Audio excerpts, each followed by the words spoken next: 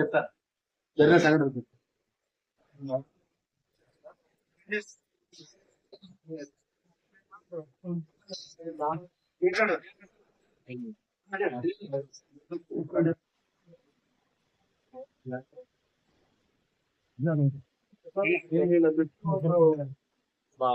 రైతుకు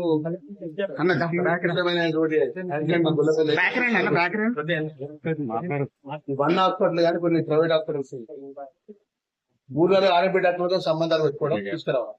పేషెంట్ తీసుకుంటే మా మొక్కజొన్న రైతు సార్ మా అదృష్టం మాకు నేను అప్పటికి లిఫ్ట్ ఇచ్చే బాబాయ్ స్టాఫ్ లిఫ్ట్ ఎక్కిస్తాను. ఎక్కించప్పుడు కూడా సార్ లిఫ్ట్ ఎక్కవచ్చు బాగా అని చెప్పాలి కదా. ఫస్ట్ ఫైవ్ సెకండ్ దాని మీద తీసుకొచ్చిన కూడా సార్ అయిపోయింది. ఒకవేళ మేము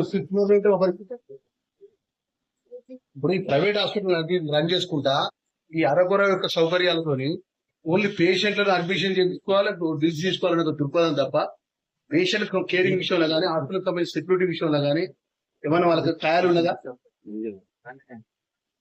ఇలా మేము అనుకోకుండా పేషెంట్ కానీ మనుషులు కానీ ఎవరైనా హాస్పిటల్కి వచ్చి డ్యూటీ జరిగిపోయి కింద పడిపోయి 4 ఫ్లోర్లు 5 మంది పడిపోతే చనిపోతే పరిస్థితి అర్ధ గంట అయితే ఒక్క యజమాని సంబంధించిన ఒక్కరు రాలే. అదృష్టం మంచి కూడా మాకేం కాలే.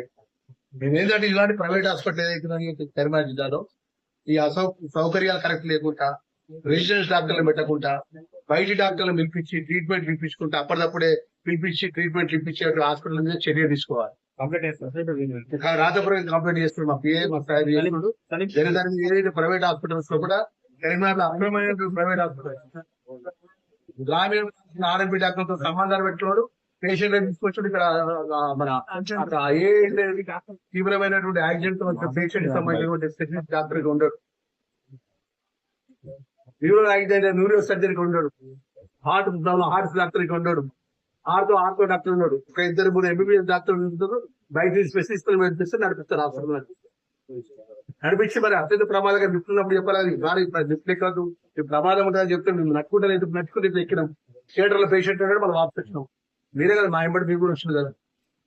నాకు అనేది ఇంత ప్రజల యొక్క హాస్పిటల్ యాజమాన్యం అనేటువంటి డాక్టర్లు ఒప్పుకోరు. యాజమాన్యం డాక్టర్ సంబంధమే ఉండేది.